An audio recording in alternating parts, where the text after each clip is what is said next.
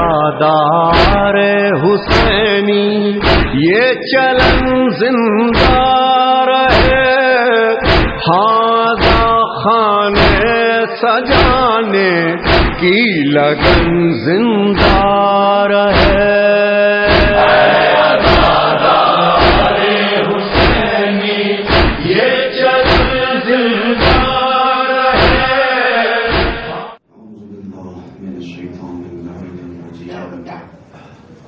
بسم الله الرحمن الرحيم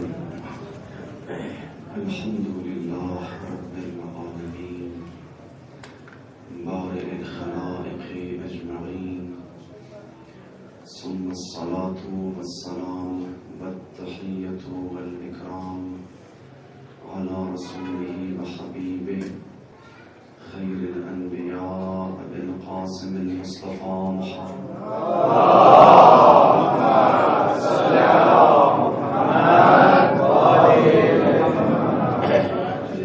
وعلى آله الأئمة المعصومين الغر الميامين سيما بقية الله في الأراضين روحي وأرواح العالمين لقاء مقدمه الفراق.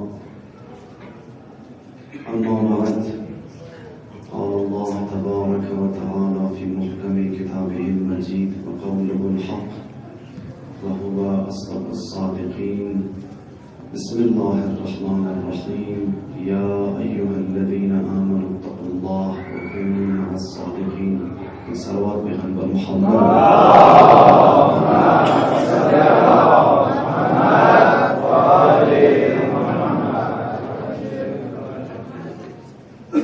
عزیزان گرامی، عزاداران مظلوم کربلا، یکی از صفاتی که بسیار زیاد حیز اهمیت است و بسیار صفت با عظمتی است که اگر او کس این صفت را داشته باشد من خوب، او یکی از صفات خدا را دارد. یعنی این صفت از تمام اول در عالم خلقت صفت خودی پروردگار عالم است و او صفت غیرت است.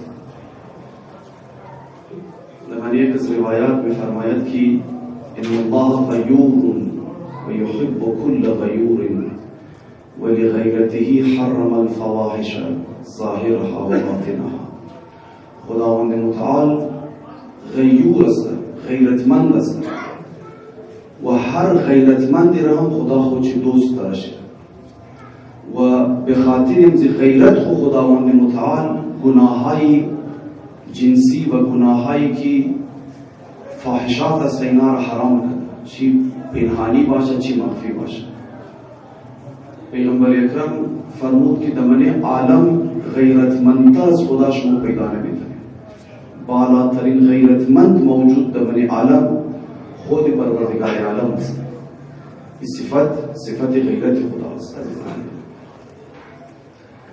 شما توقین تعریف غیرت را اگر ما بخوایم ساده تعریفش برای شما بیان کنم تا همیشه در ذهن انسان باشه، دیگه است که انسان ها در زندگی خود هر کس یک چیزهایی برایش ارزشمند است. مختلف چیزها میتونه در زندگی انسان برایش ارزش داشته باشه، با ارزش باشه. وقتی که یک انسان یک کسی دیگه باید برای ارزش‌های از من تجاوز کنه، دسترازی کنه، اگر ما عکس العمل نشان بدیم، حساسیت نشان بدیم، این عکس العمل از ما موقع غیرت. چون یک چیز پیش از ما ارزشمند است، از نظر از ما خیلی و قیمتی شی است و اجازت نمیدیم کس در حریم ازی دخالت کنه، تجاوز کنه، تعرض کنه.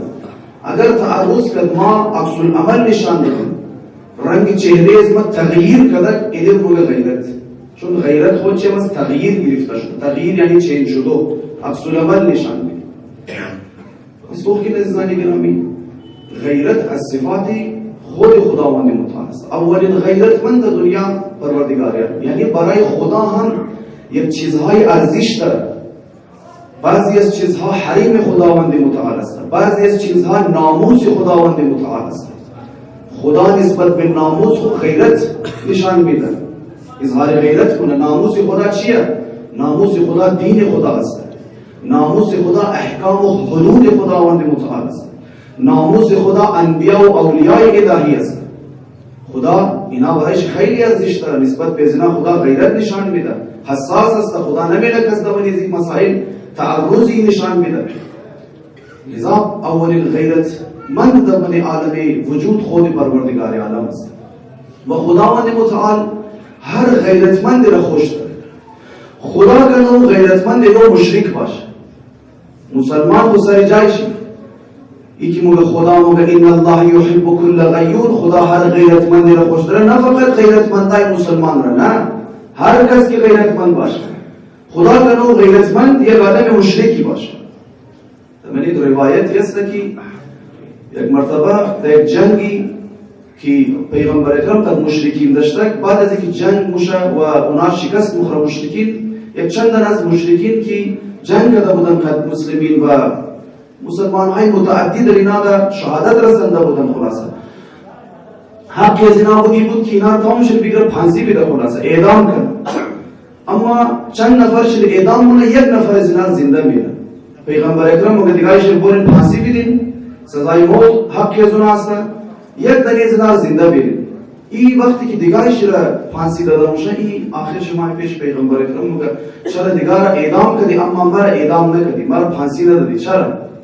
پیغمبر اکرم فرمود که جبرائیل از جانب خداوند متعال نازل شده برای من پیغام آورد که این را اعدام نکن. چرا؟ به خاطر از اینکه مریض یک 5 تا صفت است که خدا و صفات را خوش داره.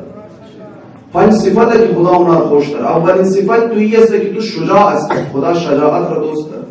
دویم صفتی است که تو صداقت داری، راستگوست، دروغ در زندگی تو نبوده. سوم صفتی است که تو انفاق کنی، تو مهربان هستی، تو دست خیر داشتی. چهارم صفت تویی که تو خوش اخلاق هستی، خوش اخلاقی نمونید، خود اطرافیان خود تند نیستی. و چهارم صفت خوب والغیرت الشدیده علی حرمک، تو غیرت بسیار زیاد داشتی نسبت به حرم خود، نسبت به ناموس خود. خدا این 5 صفت، شرک تو خدا خوش نداره، یکی تو مشرک هستی خدا خوش نداره، این گناه کبیره است. اما این صفات است که خداوند متعال اینا را خوش داره. پس خدا حتی اگر این صفت را من مشرک هم ببینه و خوش داره. کما اینکه اگر خداوند متعال اگر یک کس این صفت را نداشته باشه، اگر یک کس بی‌غیرت باشه، خدا کنه عابد زاهد باشه، خدا او خوش نداره. کسی که صفت غیرت نداشته باشه، عابد زاهد باشه، خدا او خوش نداره. من یک از جلدهای بهار الانوار در خانم حوالی جلد 97 یا 98 یک روایتی را نقل مونن، موقع که یک وقتی خدا متعال دو دلم فرشترم مأمور کنه که برای قوم را عذاب کنه، یک قوم را قرار عذاب کنه. این دو دل ملک وقتی که مریض قوم را میبینه که یک دل عابد زاهد هم مریض قوم است که سجادهش آوار و دائما در حال عبادت و مناجات و خلاصه ارتباط با خدا است. اینا حیران میشه که ای خدا ما اینم باید عذاب کنیم، این خوب عابد زاهد است، این خوب مناجات در بارگاه خدا. خب بالاخره این جزئی امزی قوم دیگه، اینم باید عذاب کنیم. مورن خدمت پروردگار بارگاه الهی سوال من خدایا آیا این بنده تو هم مشمول عذاب تو میشه، اینم عذاب کنیم؟ گفت بله اینم باید عذاب. چرا؟ گفت ان ذلک رجل لا یتغیر وجهه غضبا لی. گفت یک مردی است که هیچ وقت به خاطر از من یک جای غضب نکرده، یک مردی است که هیچ جای به خاطر ناموس از من یک جای کار نکرده، غضب نکرده، رگ گردنش برباد نشده بود از خاطر از من.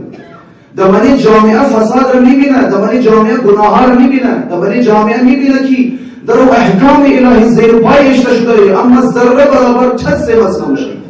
این چی رنگ عابدی است، چی رنگ زاهدی است؟ این چون بے غیرت است و غیرت در منش وجود نداره، خدا مغیر مذاب کنی. لحاظا عزیزان گرامی خدا خوش نداره کسانی را که منشی غیرت نباشه. خب اینا رو شما توقید از امزی روایت فهمیده میشه که غیرت فقط غیرت ناموسی نیست عزیزان گرامی. و تا نام غیرت رو که میشنویم در ذهن ما غیرت ناموسی فقط مایه. خیال مونیم که ما فقط باید نسبت به ناموس خلاصه رنگ گردن مباد کنن، قار مباید، حساسیت نشون بده. نه، این عابد زاهد اگر مورد عذاب خدا در قرار میگیره به خاطر ازیست که نسبت به دین خدا غیرت در نشان نمیده.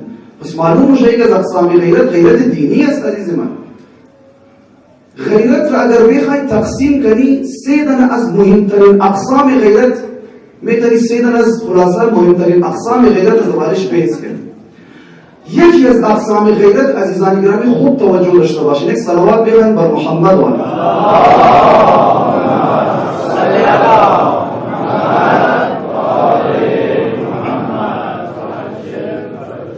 یکی از اقسام غیرت قومی است.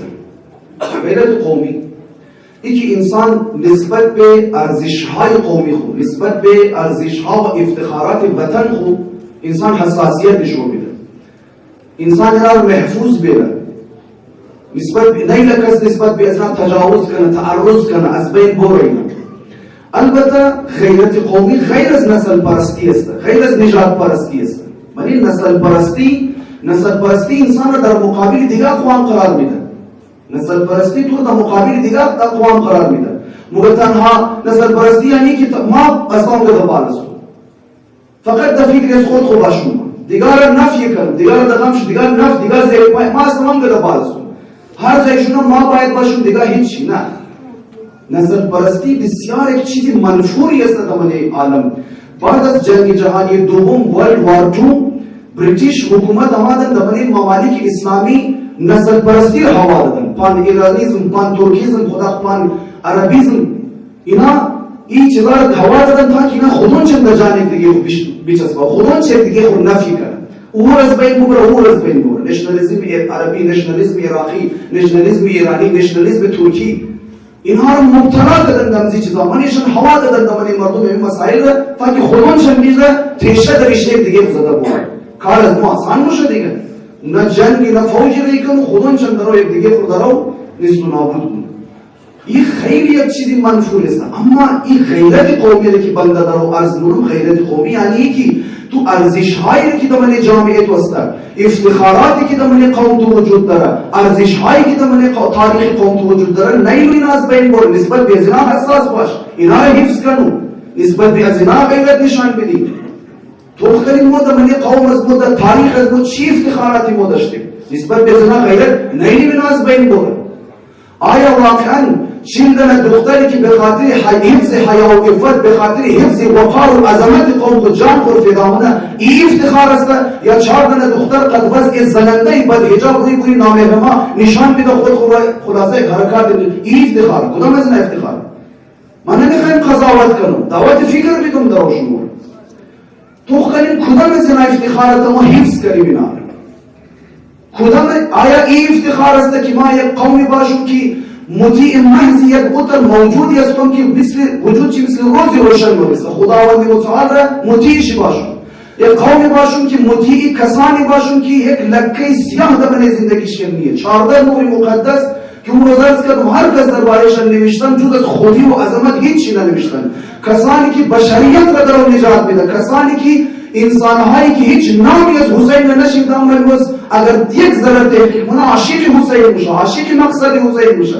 این افتخار است یا نه افتخار اویه که ما برمو مکاتبی آلوده و خلاصه کپک زده غرب را قبول کنم که امروز خودون چون منی چیم کچران دفته او رو بیرون دمانی قوم. این افتخار واقع این مکاتبی که من مجبور کنه قوم را به طرف بیرهنگی ببرم. امروز شما وزر نگاه کنید کدام از این افتخار واقع در زیر بیرق و پرچم ابا عبدالله بودن افتخار است یا در زیر بیرق و پرچم یزید زمان بودن افتخار است؟ کدام از این افتخار؟ ما باید مشخص کنیم. از کدوم شواهد در ذهنشون باشه مجالس. ما در دنیا 2 پرچم نداریم، 3 پرچم نداریم، فقط 2 پرچم. یا زیر پرچم حسینی، اگر زیر پرچم حسین نبودی شک نکن زیر پرچم یزید. این چیزی مشخصی است، 2 4 واریه. برای ما توخ کنیم. ما در تاریخ قوم کو کسانی مثل شهید عبدالعلی مزاری و انسان ها رو داریم. با غیرت مرد، این مرد شجاع عالم دینی که هم رهبر دینی و هم رهبر قومی از بود. غیرت چی؟ زبان زد خاص و عام است.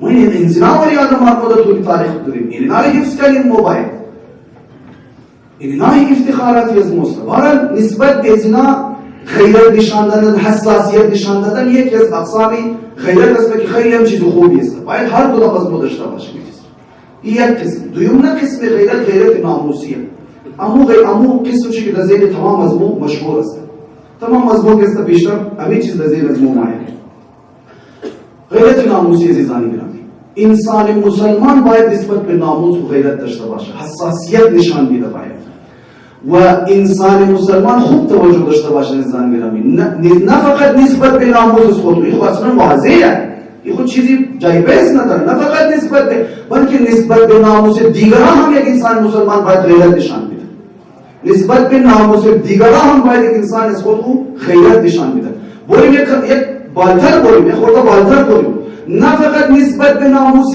مسلمان بلکه نسبت به ناموسی که غیر مسلمان است هم اگر مظلوم قرار بگیره تو انسان مسلمان حق نداره خاموش میشه یک جای ناموس یک غیر مسلمانی در خطر است جایی که مظلوم قرار گرفته انسان مسلمان حق نداره خاموش میشه باید غیرت نشان میده در مدینه میتروی شیکاگو که مایکل کوک میگفت هیچ کس توجه نداده اگر یک مرد مسلمان اونجا وجود میداشته بلا شبهه بلا تردید کس باید از سلمان نشان میده غیرت اسلامی خدا داره اون باید از سلمان نشان میده تو نمیتونی بگی ما چی غرض داریم خود زنی یهودیه دیگه مثلا زنی مسیحیه ما چی غرض داریم عزیز من مظلوم قرار گرفته غیرت نشان میدی دفاع کن از ناموسی در زمان امیرالمومنین علیه السلام در مدینه یکی از بازارهای یک از شهرهای اون زمانی که امام علی خلیفه بود حکومت داشته در مدینه یک شهری در نام شهر انبار که خبر ندارم قدمزی صوبه علمدار شهر عراق که سیگو رابطه‌ای داره یا نه برای در مدینه شهر انبار نسبت به یک زن یهودی تجاوز میشه میریزن خلاصا و زیورالات و سونه که در پای مای بسته بوده اون کشف و دوزی بود تجاوز میشه خبر در آقا امیرالمومنین میرسه تعجب واقعا توقین آقا امیرالمومنین امام علی علیه السلام میگه به خاطر از این ظلم و تجاوزی که نسبت به از زن یهودی شده چون مظلوم قرار گرفته بود بالاخره مظلوم واقع شده اینجی گفت به خاطر ظلمی که در حق از زن یهودی شده به خاطر از تجاوزی که در حق از زن مظلوم یهودی شده اگر از غصه از یک در مسلمان بمره حق داره باشه ملامت نمونه اگر از غصه از بمره حق داره ما ملامت نمونه این قدر بزرگ است عزیزان گرامی واقعا نمیترسه الله رحمت کنه مرحوم آیت الله العظمای مرعشی نجفی این مرجعی از این مشاعر شیعه که واقعا شکی وجود نداره که آقای امام زمان ملاقات هایی داشته موقع یک زمانی جوان بودن در مسجدی در حرم حضرت معصومه سلام الله علیها در قم مایه چون آقای مرعشی نجفی عجیب است تقریبا حالا تردید در ذهن تا 40 سال را یا تا 60 سال را مونده اولین زائری حرم امام حضرت فاطمه معصومه بود یعنی اولین کسی که وارد حرم شد آقای مرعشی نجفی بود در زمانه جوانی خود امام جماعتی حرم مطهری حضرت معصومه بود همین طرح روز موقع وقتی برای نماز ظهر و عصر در منی حرم ماین تو اونه که درو شرشور زنها بلند است فریاد میزنه زنان درو یا ابوالفضل یا صاحب الزمان یا فاطمه زهرا داستان چی شده آقای مرعشی نجفی پرسان از اطرافه چی خبره مگر در موضوع سه زنا که مردم زنا هم جمهور زیارت مونه چی خبر شده خبر دادن گفت که پلیس او زمان قبل از انقلاب است این قصه داستان زمانی که شاه عباس رضا شاه کشف حجاب میکرد زنای مسلمان را درو چادرها را سرش کشف میکرد اون روز پلیس قوم که ریخته بود در حرم درو چادرها را زنی مسلمان را درو کشف میکرد امزو خاطر فریادهای زنا بلند گفت آجا پلیسی خلاصا مکلان علا آیجی بوده نمیدونم جسپی ده و حساب زنا بوده ریخته در حرم و درو چادر کشف میکرد سر زنهای مسلمان آقای مرعشی نجفی بغیر از اینکه معطل کرد جبل که طرف همزو مقامی که ملی زنا بود درون شد یک مضبوط خلاصه سیلی کش کرد زیر گوش از پلیس و او یک دفعه برق از شمایش پرید تعجب کرد چون اصلا یعنی توقع نداشت که کس باید همچین کاری کنه چون اون زمان اگر کدیگو در معمولی سپاهیش هم یکو کس یکو تعرضی در حق یکو سپاهی موقع یکو توهین موقع باید بدترین سزاها را میکشید یعنی مردم کس جرأت نموقع قبل از آقای مرعشی که بوده یکو گرد بوده که بدبخت نکنی کارا چرا ظلم موید نه اما یک مضبوط سیلی خلاصه زیر گوش شکش کرد تو که غیرت نشان داره نسبت به ناموس مردم آقای بدبخت که وقت یک چند دن بعد گذشت گفت سید گفت حساب تو میرسون. آقای مراشی نجفی میگه من خود گفتم من شک نداشتم که من میخوای بکشم. من شک نداشتم که بعد از بعد نخمونه کاری شد که خود از بین رفت، خود از وسیله جهنم شد و کاری نتونست حق آقای مراشی نجفی. پس شما تو که انسان باید نسبت به ناموس دیگران هم که هستن از خود کو غیرت نشان بده. صلوات بخوان بر محمد.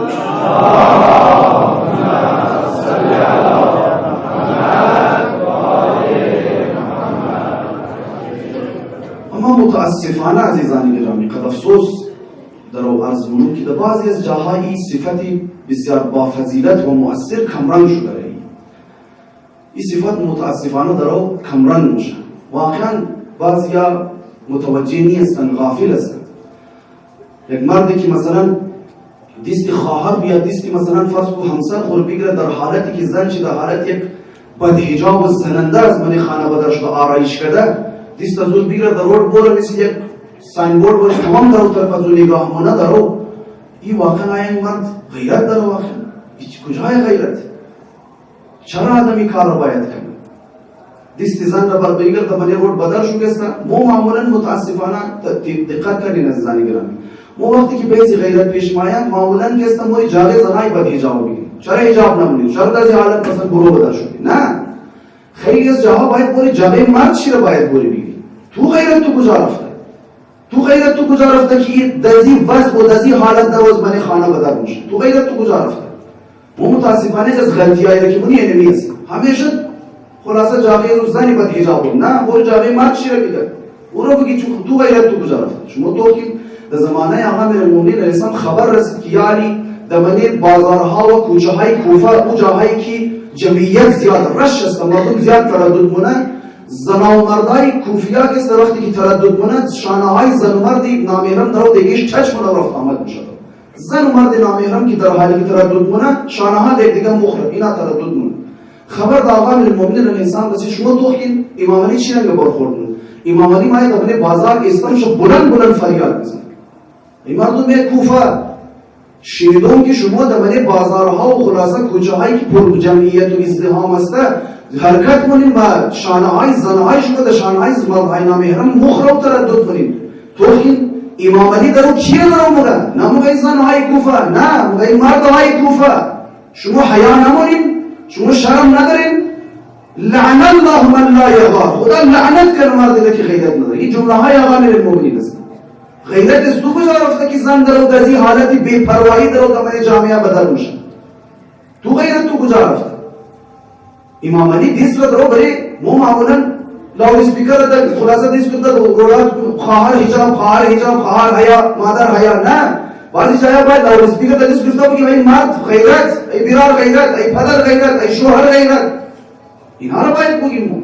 دشمن قبل از اینکه برای حجاب خواهرای از ما حمله کنه برای مرد غیرت مردها حمله کنه. غیرت مرد باید تقویت شده در من جامعه. از اون باید جلوی حجاب گرفته باشه عزیزان گرامی. یکی از عوامل بد حجاب شدن زنها و بی حجاب شدن زنها در من جامعه کمبود غیرت در من مردها است. کمبود غیرت. البته از کردم خدمت شما تو تنها عامل غیرتی مردانیه. نه، ایران نمی که تنها از خاطر همزی شده، نه متعدد عوامل میتونه داشته باشه بد حجابی یا بی حجابی زنها که البته مورد بحث از ما فعلا اونانیه. مثلا بعض اوقات عاملی بد حجابی و بی حجابی من جامعه ممکنه جهالت زنها باشه. بعض اوقات عقده‌های نفسیاتی بعضی هست میخواد خود نشان بده. یکون اند میخواد بروز بده خود نشان بده من جامعه.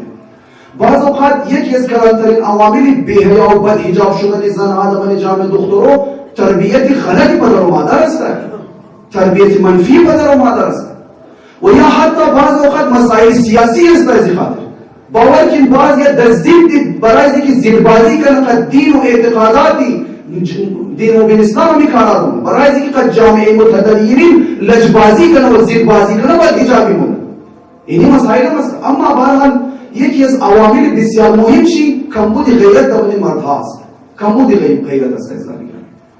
شما تو فرید اگر یک جوانی که مجرد میخواد ازدواج کنه، میخواد با ازدواج کنه، اگر این جوان با غیرت باشه، غیرتمند باشه، خب طبیعتا دنبالی از اون شریک حیات باره میگشته که سالم باشه، نسبت به حریم او حساس باشه و دختر سالم باشه. گوهر حیا و عفت خود از دیست نداشته باشه. خب این جوان با غیرت معمولا دنبال همزین دختران داره. وقتی که جوانها در منطقه و یک شهر دنبال همچنین همسرانی رفتن و اونها را دنبال شریک حیات انتخاب کردن، چیکار میشه؟ اما دخترایی که بد حجاب هستن و برایشان حجاب و اینا مهم نیست، اونها میفهمن که ما خیلی مورد توجه قرار نمیگیریم. ما در چین جوانهای از شهر در اون نماییم. چیکار میشه؟ خودون اونها مستی که خودون خود باید در جریه با حجاب ها اونها محجب میشه، اونها حجاب را رعایت میشه، چون اگر ما حجاب نکنی کس دنبال ما نماییم.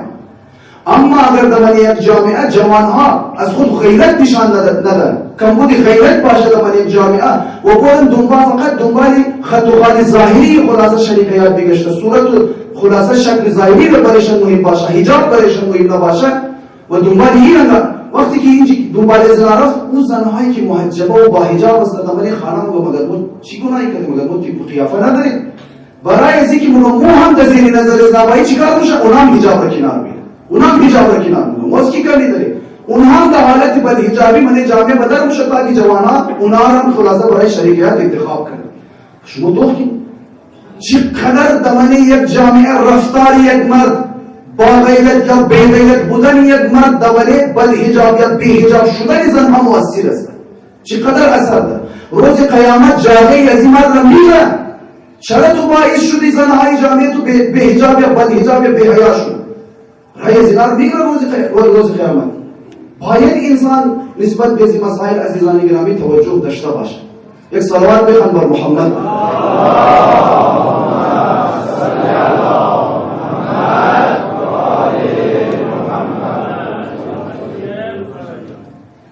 بار دیگر سلام.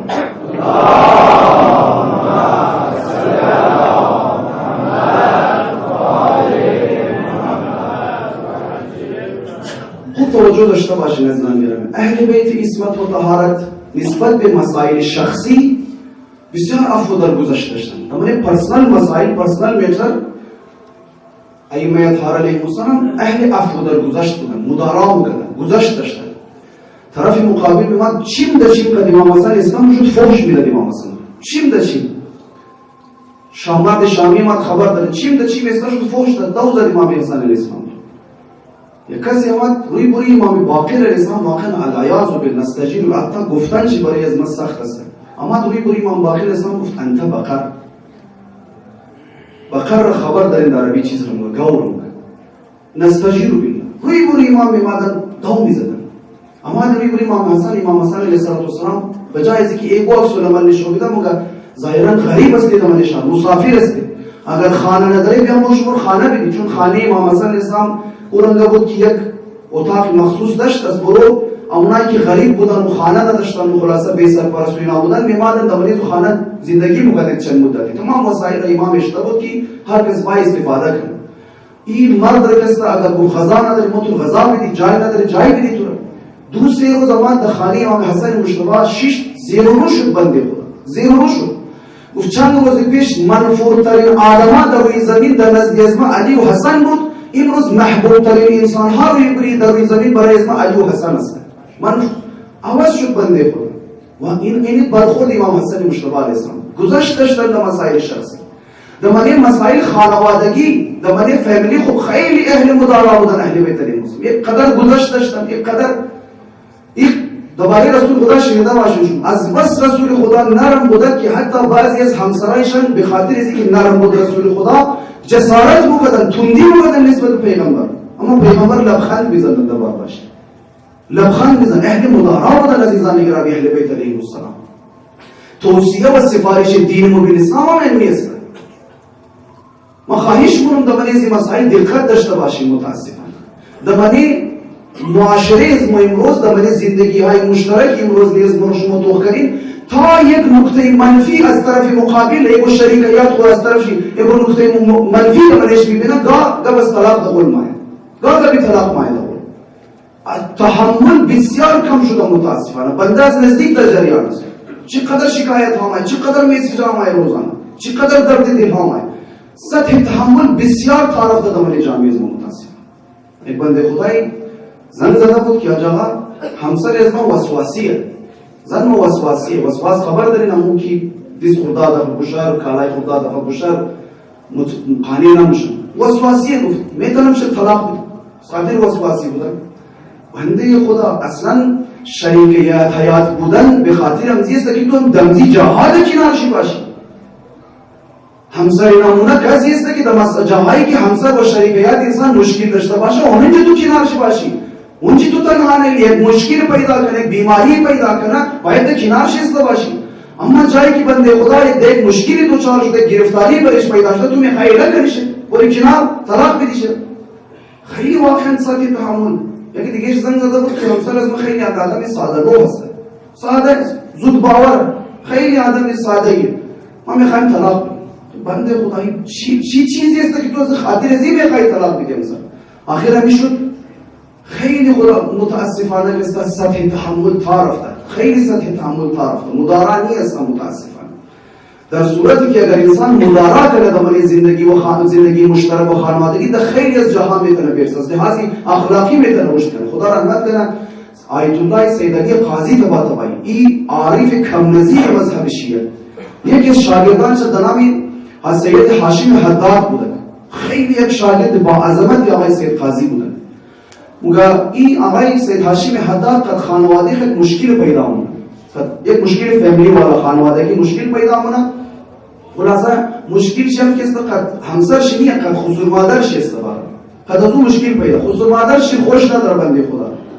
هر موقع که هر دفعه که مگه مر میگردم مگه هر چی که فحش و خلاصه و دوایی خلاصه آبدار است مثال از من هر دفعه که میگردم این ما تحمل کردم یک روزی دیگه تحمل از من دیگه سر دیگه طاقت نداشت.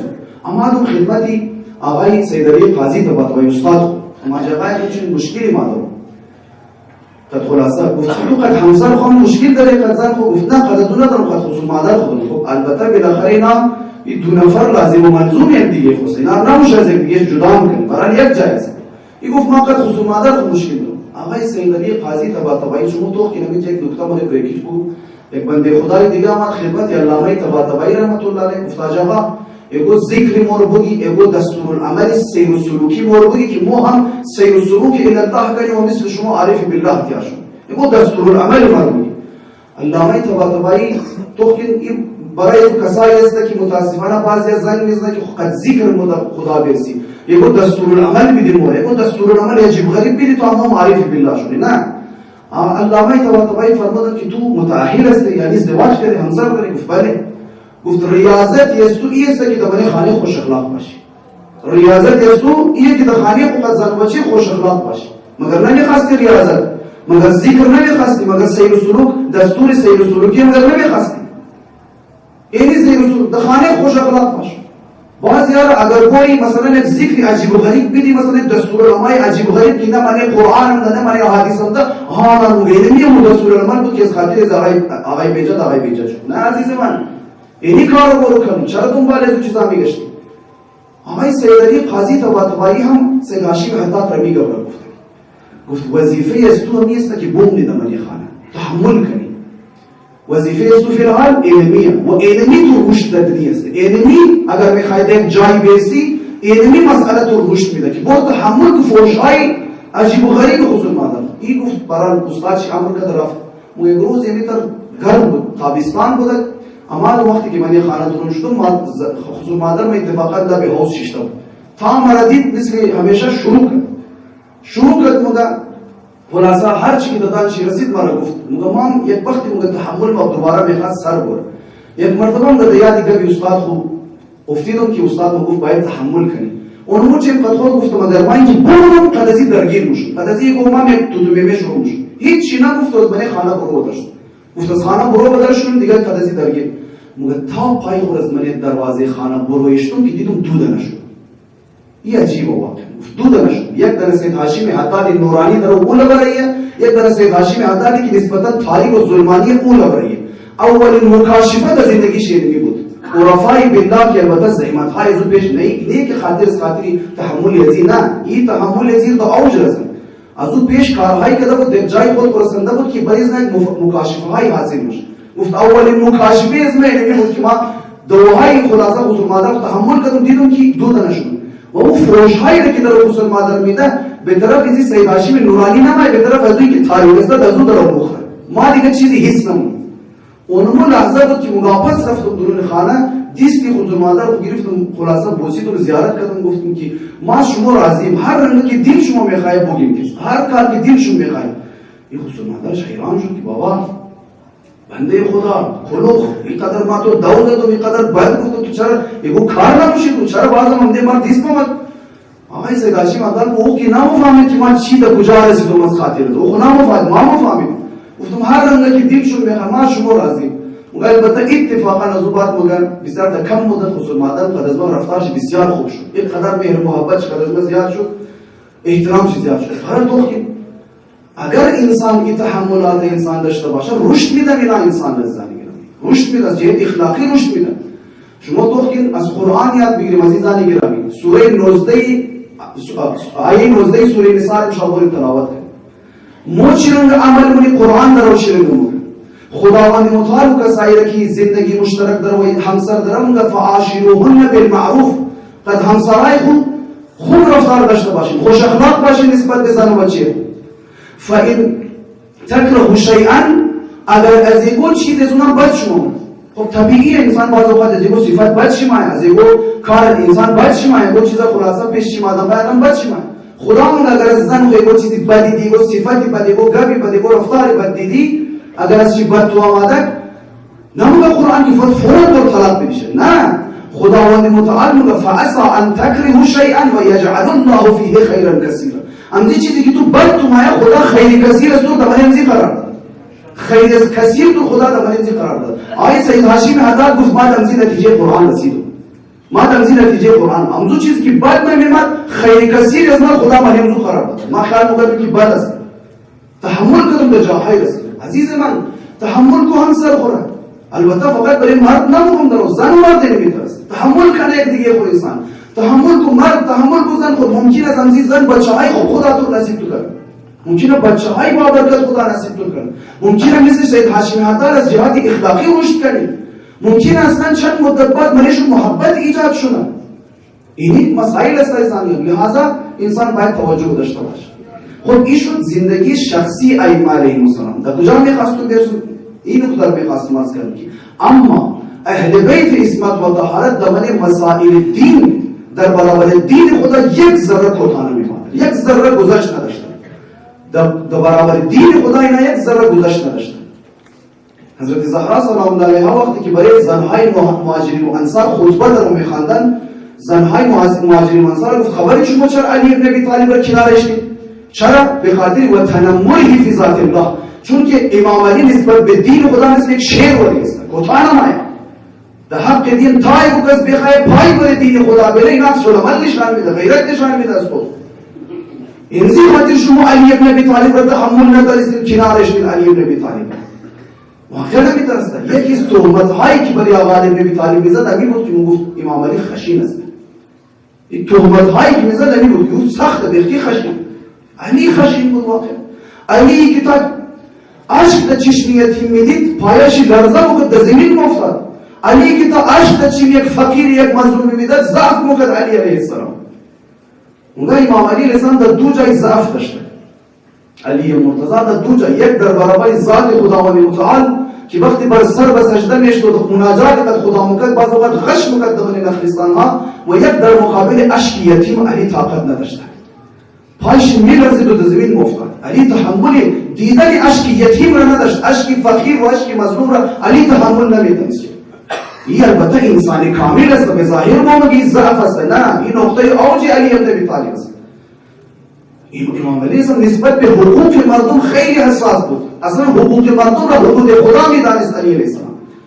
یک زمانی مقدمه شهر کوفه است، یک از شهرهای اسلامی در زیر خلافت امام علی علیه السلام که بودند، خبر رسید به آقا امیرالمؤمنین علی علیه السلام که یکی از آفیسرای شما، این قصه سوده همدانی یک زنی بود که عاشق علی ابن ابی طالب بود، در دربار معاویه چنان جانانه از علی ابن ابی طالب دفاع میکرد.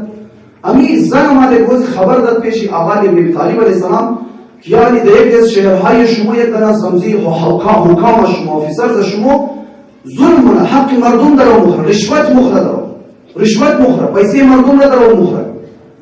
امام علی علیه السلام چند آدمای خودم تو شهرایی که بود تحقیق کنین زن راست میگه یا نمونه.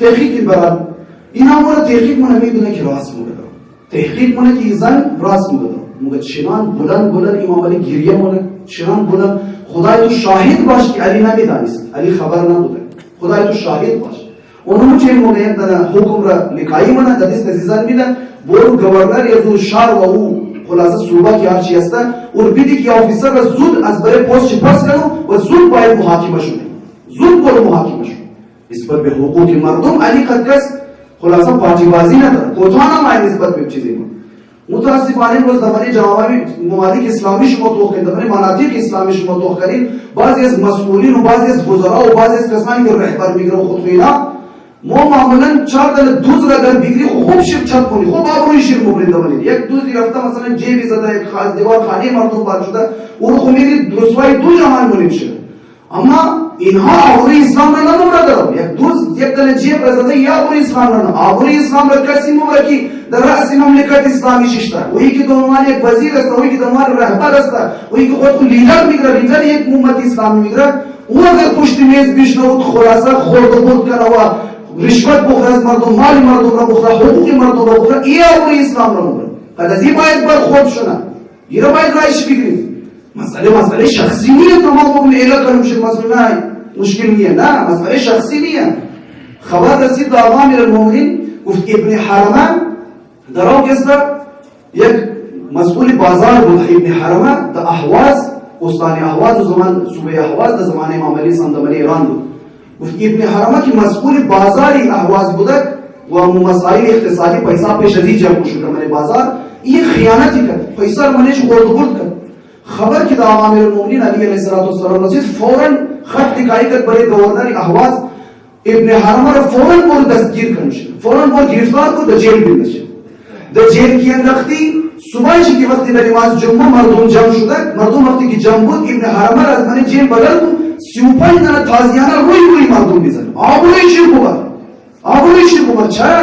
چون این آبروی نظام دینی رو دارم مبره این آبروی اسلام رو دارم مبره 35 دانه تازیانه بر میزنه چقدر درباره آبروی دین و مذهب ائمه از حساس هستند عزیزان گرامی او چه مگر یک مجتهد مباید فتوا صادر کنه ای شیعیان کاری نکردیم که مذهب شیعه و دین اسلام بدنام شده او چه ما تهمت میزنی برای مرجع تقلید مرجع تقلید اگر حساسیت نشون میده چون مولایش علی میرنگه بوده اونها نسبت به آبروی دین و مذهب حساس بوده حق شست بوری مردم که 35 داره تازیانه میدن چون تو آبروی دین را داره مبری آبروی مذهب را داره مبری اما ما چرت خود خراب نمونم هر کار غلطی که دل مخواست انجام میدم در غم دین و مذهب هم نیست آبروی کی بوره نمونم ما خود دین از خود پیش برده نیست امیرالمومنین حساس بود نسبت به دین مبین اسلام غیرت داشتن عزیزان گرامی فوراً گفت چه آبروی اینی مسائل است عزیزان گرامی باید توجه داشته باشیم یک صلوات بخوان بر محمد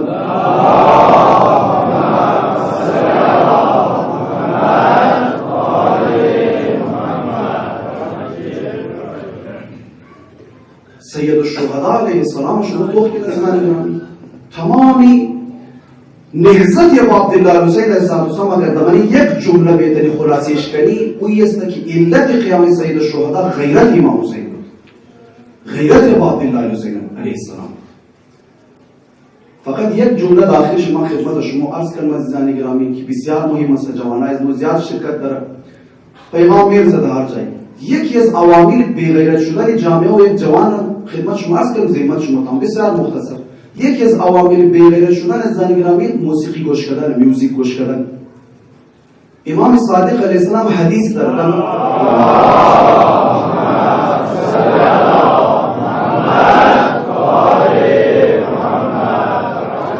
دمانی یک روایت امام صادق علیه السلام میفرماید دمانی خانه‌ای که 40 روز موسیقی گوش شده بعد گوش شده موسیقی روشن شده غیرت از بنی خانه مور این حدیث است روایت از امام صادق است 40 روز دمانی خانه موسیقی گوش شده غیرت از بنی خانه کوچ شده البته کس نگه که خب 35 روز موسیقی میاد 5 روز دیگهش نمیری بس غیرت نمونه کسی در خیال نکنه نه این مثل شوگر ولی که دکتر مونده شوگر اگر برای 200 رسید خیلی خطرناکه لیکن معنیش اینه که اگر شوگر لیول تو برای 150 بود بازو دیگه خطرناک نیه نه هم شوگر هم خطرناک اما اون چی دوست در لیول دوست رسیدو یکون است. این موضوع از خیال نکنه که مثلا 35 روز اشکال نداره، نه، به مقدار 35 روز اثر کنه بر انسان.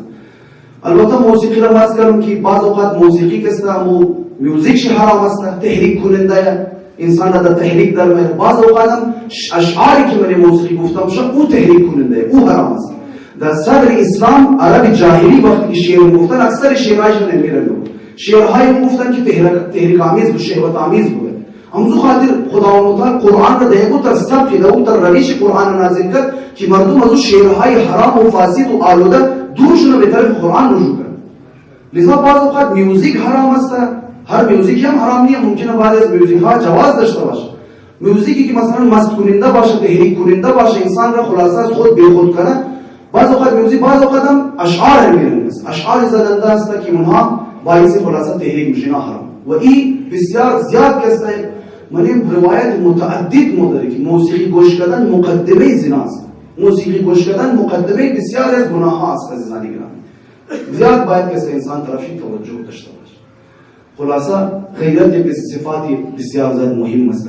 عرض کردم که ابا عبدالله حسین علیه السلام تمام معزت شکست از این خاطر بود که ابا عبدالله غیرتمند بود. وقتی می‌دونه که یک کسی مثل یزید بر منبر پیغمبر اکرم نشسته و در او علنا شراب خوری مونه، علنا سگبازی مونه، علنا تمام ارزش ها را در او زیر پای میره، غیرت امام حسین که نمیتونید بگید امام حسین یک مرد با غیرت، نه، این بسیار کم جمله درباره امام حسین. امام حسین غیرت الله بود. غیرت الله ببینه دین خدا در او نسبتش تجاوز میشه، در او خاموش نمیشه. این غیرت امام حسین واقعا نمیتونه. آخرین شب است یادی است آقای امام زمان علیه السلام کلیم کنند این سلسله مجالس را اختتام شد. امام زمان علیه السلام عزیزان گرامی در عصری از ما با غیرترین مرد این عالم آقای امام زمان دیگه.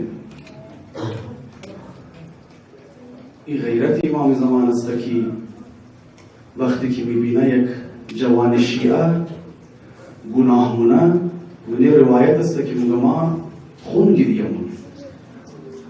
این غیرت دینی امام زمان است که گناهی از نوع بدبخت تحمل نمیتونه. این غیرت دینی امام زمان است که ما هر روز شما خبر میگیرم، یک روز شما ما خبر نیستم، هر روز شما ما شیران خبر میگیرم. اگر ما شما خبر نمیگرفتم این گرگه ها شما در چند روز دیگه پارم درست بین و گرد واقعا نموتره. دنیا بسیط شده، لشکر دیار کرده که شیعه از بین بر، اما چرا شیعه روز تو روز؟ این غیرت امام زمان، این توجه امام زمان. اما ما چی کار کنم درو؟ من بدبخت صبح و شب خود در غفلت و در گناه و در آزاروزیت امام زمان رو بتیر. چقدر سخت است عزیزان. در من یک روایت امام زمان فرمود اگر شیعیان از ما متفق شدن، اتحاد داشته باشند و برای ولایت از ما پایدار شدن، یک لحظه ولی ما از اونا دور نمونم، یک لحظه ولی ظهور از ما برایش تاخیر نمفتن. اما چکار کنه که آقای بهجت فرمود که ما خودمون مکاوه چیزی در راه ظهور امام زمان. امام زمان غیرت الله است. من یک از کتاب‌های تاریخی نقل شده که یک بنده خدای ملاقات منقدرها امام زمان علیه السلام وقتی که از امام زمان علیه السلام سوال مونه که آقا جان در منی زیارت ناهیه وقتی که شما میگین ما گریه مونم و عشق چیم که تمام شده خون گریه مونم، برای کدام مصیبت شما اینقدر گریه مونم؟ او کدام مصیبت است که شما خون گریه مونین از خاطر چی؟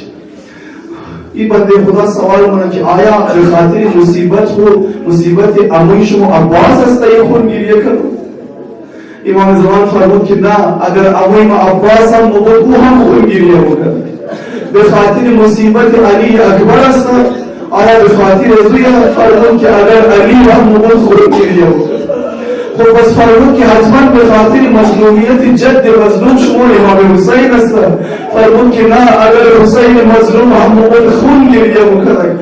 پس گفت یا امام زمان یا غیرت الله خدا مصیب است. امام زمان فرمود اصالتی امه زینب چرا اصالتی زینب خون میلیون امام زمان چون غیرت الله هستن چرا غیرتون امام حسین شما تو خیلی ازاد آلا ای کسانی که غیرتی هستن امام حسین وقتی که در مده گوهی قتلگاه گیر بوده دشمنان امام حسین فریاد میزنم ای مسلم ابن عقیل ای مسلم ابن عزتا ای حالی من حرمه کجا این قدر شما سلام ازدن کمک بناماییم امام حسین در اونها را بلیزی کمک نمانا که با این مولای غریب شما تیر خوردن نه از این خاطر کوئی نرو که با این مولای غریب شما باید سرچی برو تازی از بیزه ها بودن نه ای مسلم ای مسلم ای عباس باید که تشبالی بچی آمد باید از علمی آمد دنیامی باقرین درام بلی شهدری داری نمامی بچه ای خواهر دمنه جهانی رسول مذہب باز بری نہیں رکھی آستا تجھے اچھا سے ہوئے مجھولی زینب خوشید اور ترشی جانا مجھولا تجھے بچہ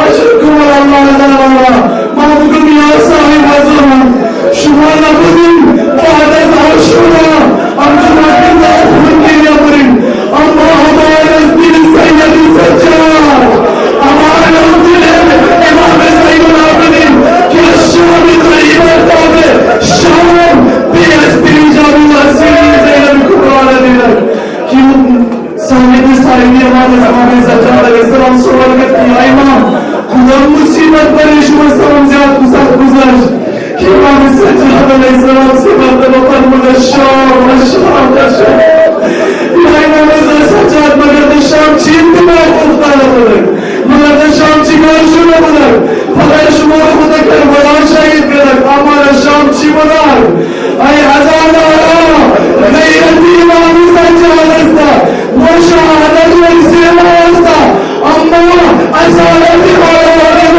ورسیما نبودن امام سجاد علیه السلام سهل بن سعیدی موی وقتی وقت خدمت امام سجاد از کدوم مولا جان ایگو چیزی لزوم داره ایگو چیز میخوای امام سجاد یک جمله فرمود ای سهل اگر کم پیسه داره مولی نگی ندارا بیدی که سرحان از منی کشورها دور کنه در شامی از زینب کردی بیده در شامی از دخترهای زینب نگاه کنه ای اهل حرام ای ازادارا امام سجاد علیه السلام مجھن بریشی از تمام کده قیامت دیر شد که امام سجاد بوده مولانا پاسانی پر در پریش آب بردن نخواست بیسی کر ایمان و سودا کرد اینا کجا مرسه امام سجاد بردن ای ازادارا اشرکم الله غیرت امام سجاد علیه السلام چطور امام سجاد سیدنا الله غیرت الله یک طرف استیا تجربه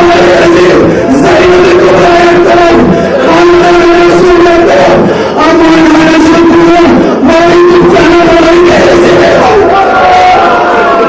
غیرت امام سجاد چشم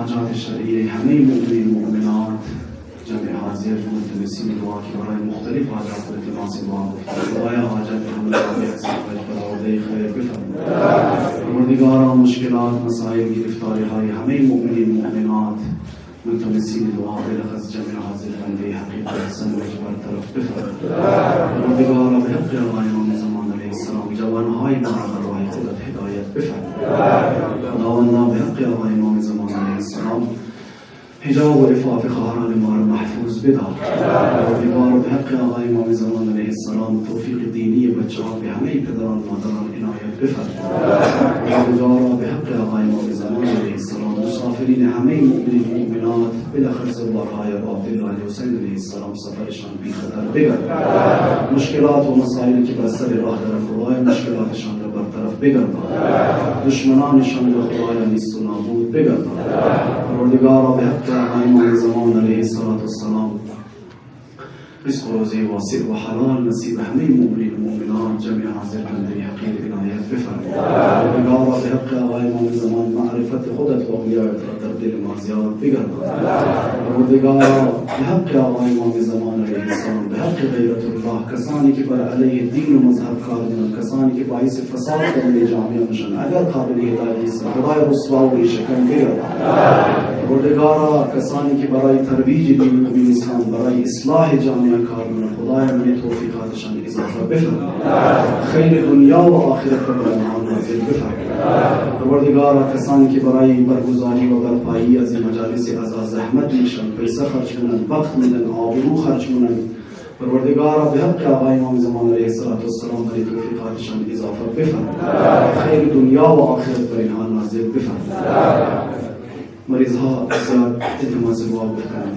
یک خواهری که ظاهرا شو برای رسیدن به بسهای قافله اکسیدنت کردن در خلاصه حالتی بدی هستند و میرنده یک دو نفر که در کینسر مبتلا هستند یک بچه یک جوان یک پدر زیاد میرنده مریض های دیگر التماس دعا بکنند چشم امیدی از این مریض ها که از طرف مجالس و طرفی شما مؤمنین پاک و مقدس است بایم برای شفایابی از این مریض ها 3 مرتبه انبیا تلاوت کنید بسم الله الرحمن الرحیم اما یجیب المضطر اذا دعاه و یکشف السوء اما یجیب المضطر اذا دعاه و یکشف السوء أما يجيب المضطر إذا دعاه ويكشف السوء پروردگار امشب و یارز بیمار مصلحتی کربلا کرد خدایا به حق آقای امام سجاد علیه السلام بیماران و مریضان همه مؤمنین و مؤمنات بلخص برای ماهایی که التماس دعا گفته است سفارش شده ها و مورد نظرها خدایا شفای کامل و عاجل عنایت بفرمای صبح اصل صبح شام 50 مجالس بلنیمزی مخانه مقدس آغاز میشه ظاهرا آقای حسن مجدانی خطاب مونه انشاءالله از شما بزرگواران خواهش مونه که این 5 روز دیگر را انشاءالله با شرکت کنیم و نشانی آقا پیغمبر حسین را پیش بریم انشاءالله ربنا تقبل منا انك انت السميع الدعاء رحم الله من قرأ الفاتحة مع الصلوات